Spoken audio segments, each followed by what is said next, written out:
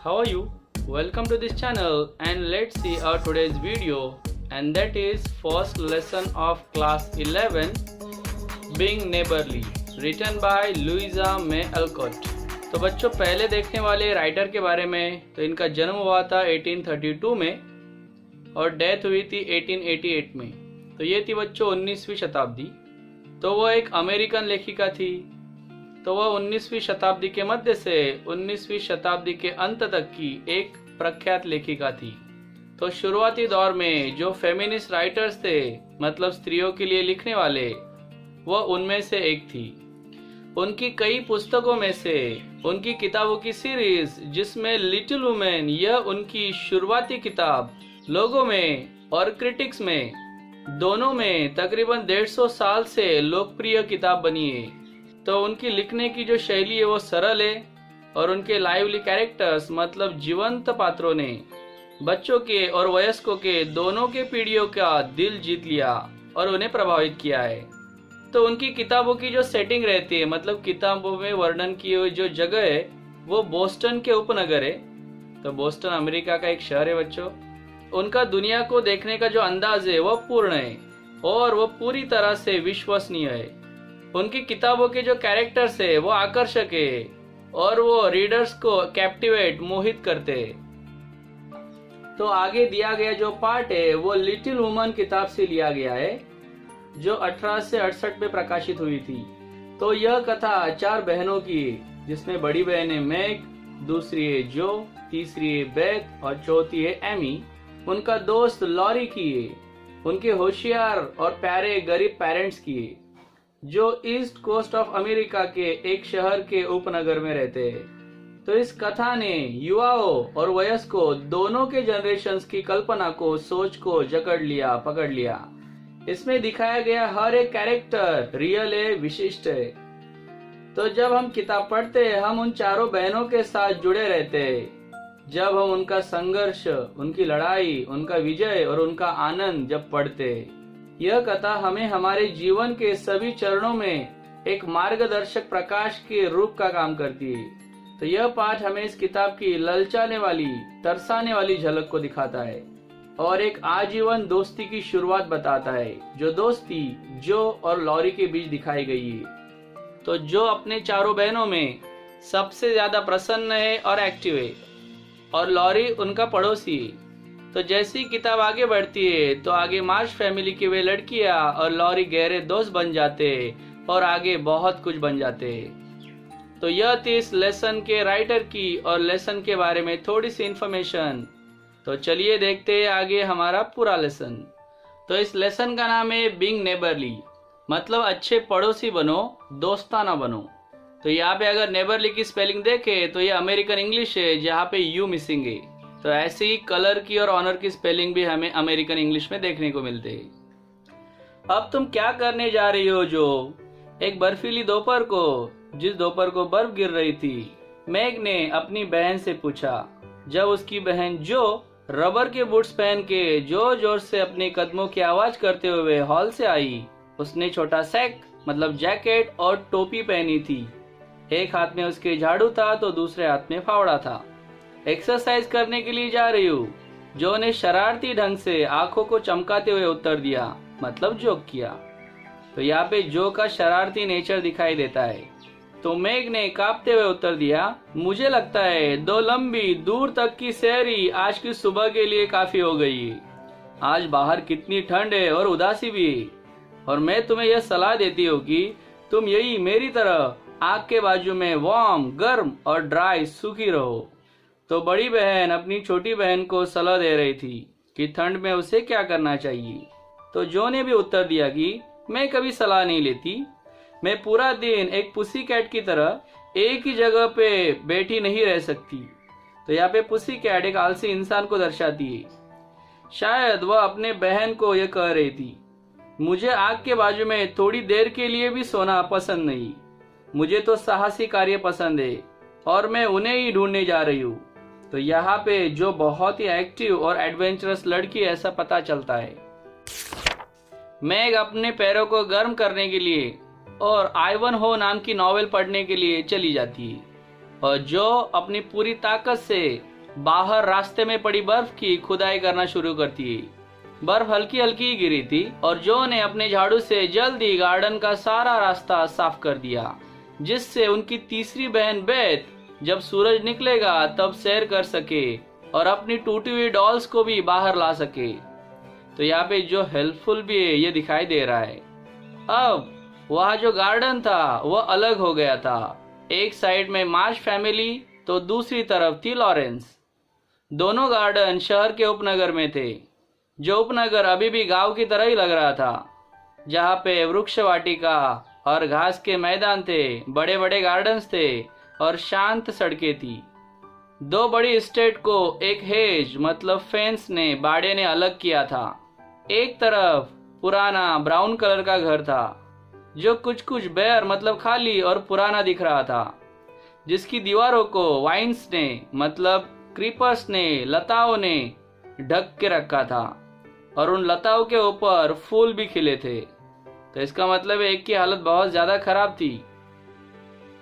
तो दूसरी बाजू में जो घर था वो आलीशान स्टोन से बनी हवेली थी, जो स्पष्ट रूप से हर तरह के आराम को और सुख को दिखा रही थी।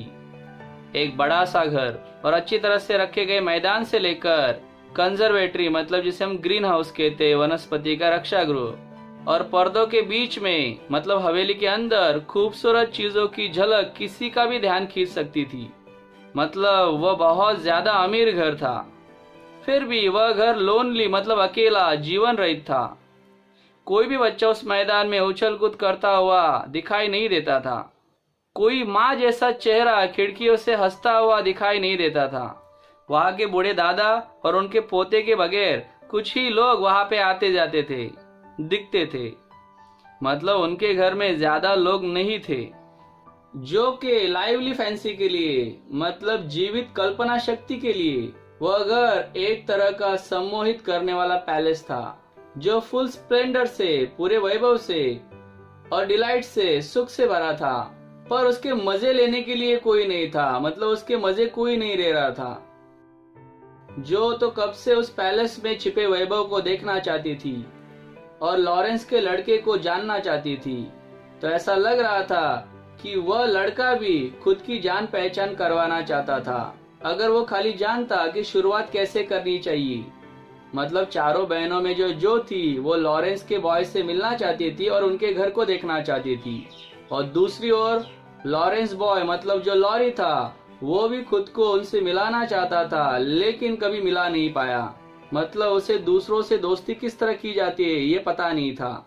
जब से पार्टी हुई थी तो जो पहले से ज्यादा उत्सुक बन गई थी।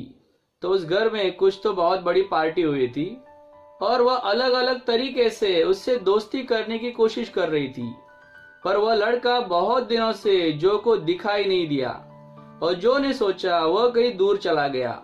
जब जो ने एक दिन चुपके से ऊपर की खिड़कियों में एक ब्राउन फेस देखा, वह बहुत ही आतुरता से दुखित होके उनके गार्डन को देख रहा था, जहाँ बेथ और एमी एक दूसरे के ऊपर स्नो के बने हुए बॉल्स फेंक रही थी। तो शायद जो भी है वहां पे वो बहुत ज्यादा टेंशन में है।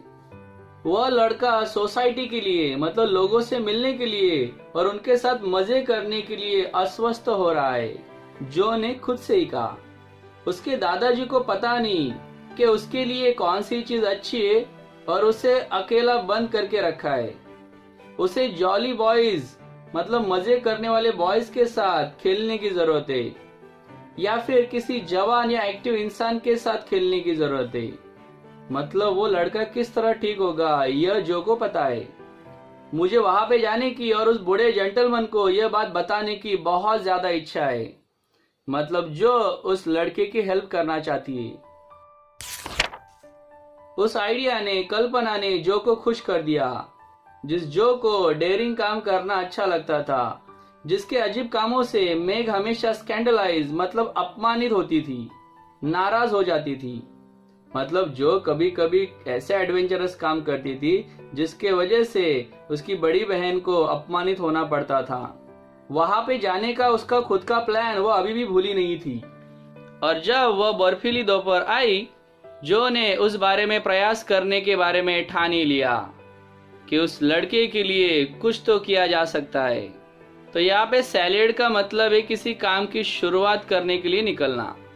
तो उसने मिस्टर लॉरेंस को गाड़ी में जाते देखा और फिर अपने रास्ते को साफ करते करते हेज तक आके रुक गई।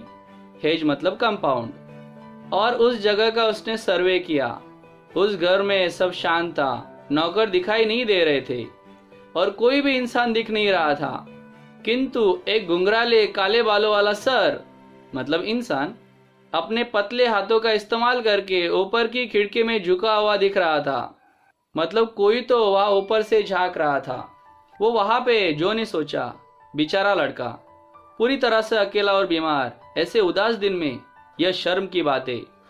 मैं ऊपर एक बर्फ की बॉल फेंकूंगी और उसे बाहर देखने पे मजबूर करूंगी और बाद में उसके लिए कुछ अच्छे शब्द कहूंगी।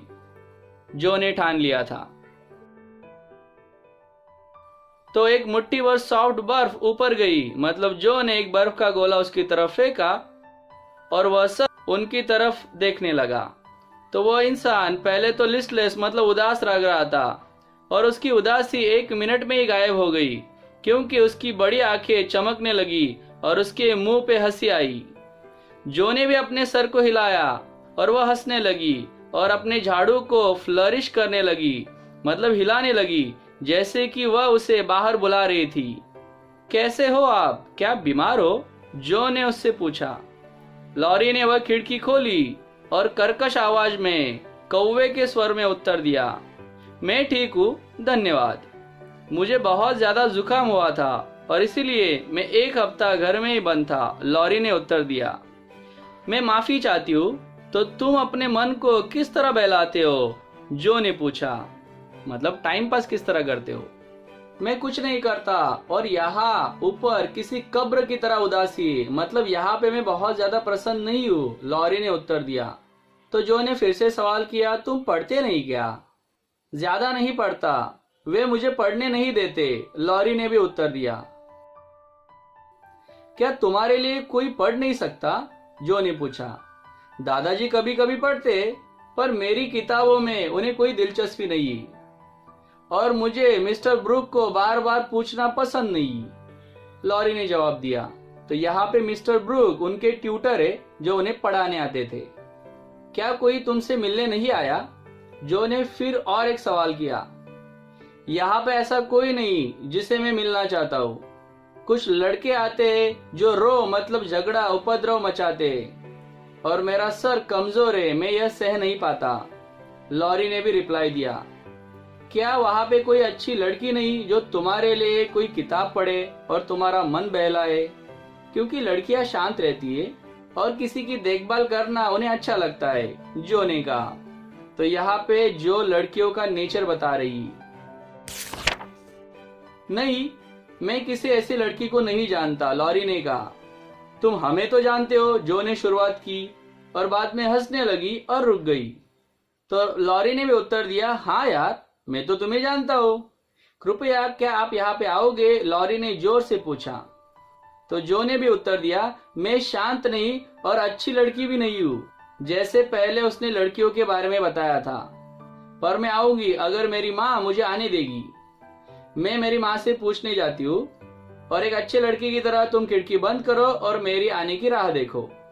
इस तरह जो ने झाड़ू को कंधे पे रखा और एक सैनिक की तरह मार्च करते हुए वह घर के अंदर चली गई।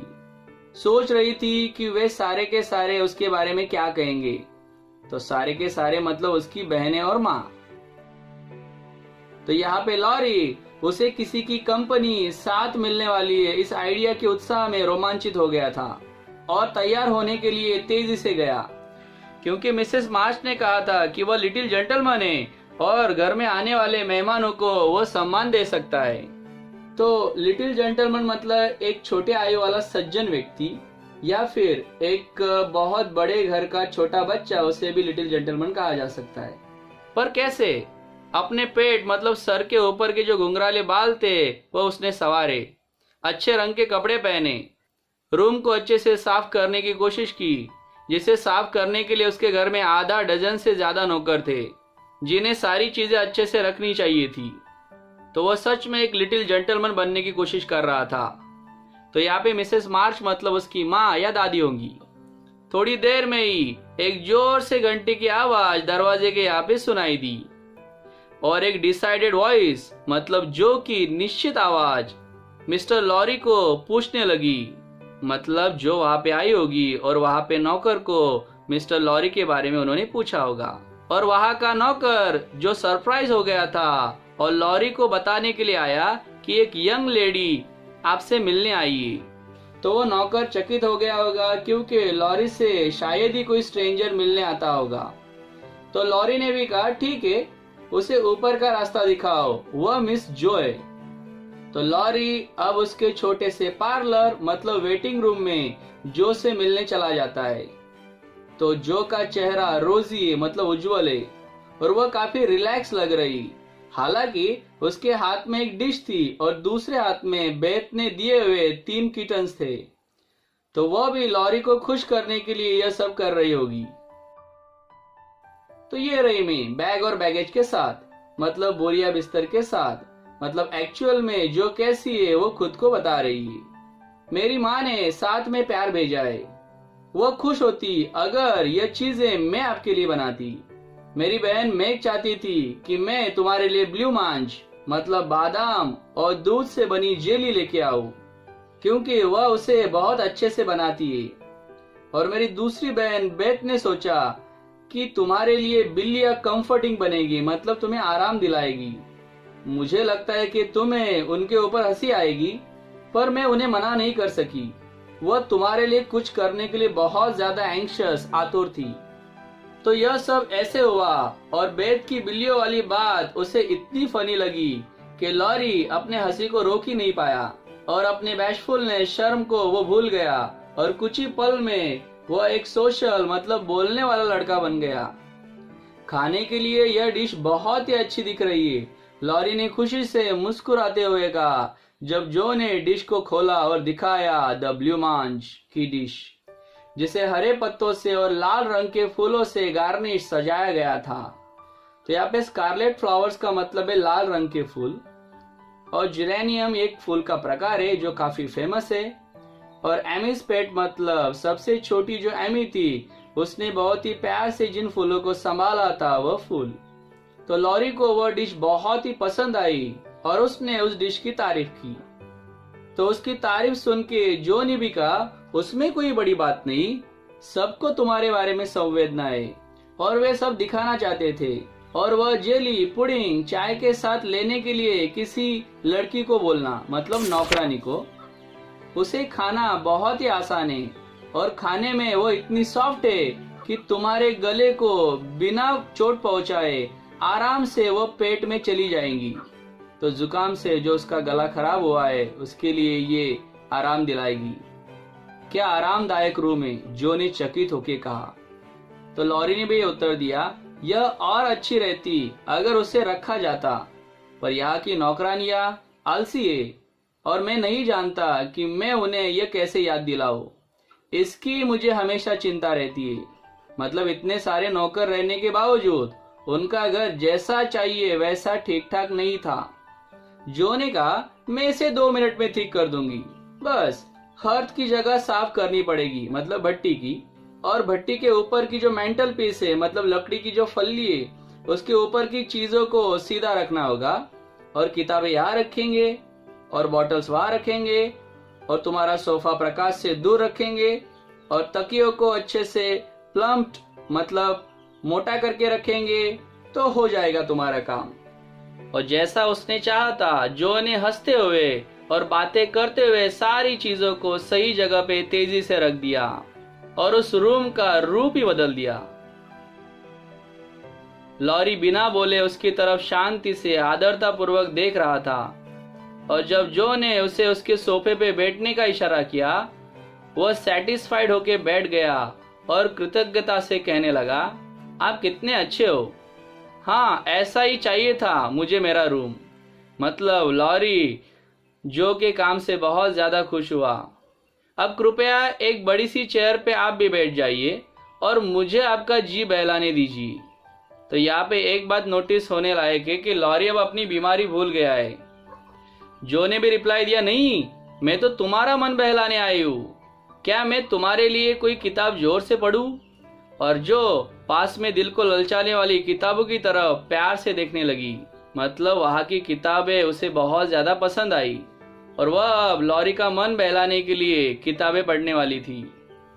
धन्यवाद जो, लॉरी ने आभार प्रकट किया और कहा कि वे सारी मैंने पढ़ी है और अगर तुम्हें कोई प्रॉब्लम नहीं तो मैं आपसे बात करना पसंद करूंगा। लॉरी ने उत्तर दिया। मतलब उसे किताबों से ज्यादा जो से बात करना अच्छा लग रहा था। जो ने कहा थोड़ी भी बातें नहीं, अगर तुमने मुझे बात करने दिया तो मैं दिन भर बोलती रहूंगी। मेरी बहन बेथ का तो यह कहना है कि मुझे कब रुकना है यह पता ही नहीं। तो इससे यह पता चलता है कि जो बहुत ज्यादा बातें करने वाली बातूनी है। बेथ, वह गुलाबी उज्जवल रंग वाली जो हमेशा घर पे रहती है और कभी कभी छोटा सा बास्केट लेके बाहर निकलती है वह? लॉरी ने बहुत ही दिलचस्पी से पूछा। हाँ वही बेथ, वो मेरी प्यारी बहन, वो हमेशा से एक अच्छी लड़की है, जो ने उत्तर दिया। मैग सबसे खूबसूरत है और घुंघराले बालों वाली एमी है मुझे लगता है, लॉरी ने फिर से पूछा। जो ने भी उससे पूछा तुम्हें कैसे पता चला? मतलब लॉरी का जो अंदाजा था वह सही निकला। जो सबसे खूबसूरत थी वो थी मैग और घुंघरालों वाली जो बची थी वो थी एमी। तो बच्चों ये शायद आगे दोस्त बनेंगे, तो देखते कितने अच्छे दोस्त बनेंगे। लेसन बहुत ज्यादा बड़ा है बच्चों, इसके लिए हमें यहाँ पे रुकना पड़ेगा। बाकी बचा हुआ लेसन हम पढ़ेंगे पार्ट 2 में। आई होप आपको यह लेसन समझ में आ गया होगा। Thank you so much for watching the whole video and subscribing this channel. Keep studying. Bye bye.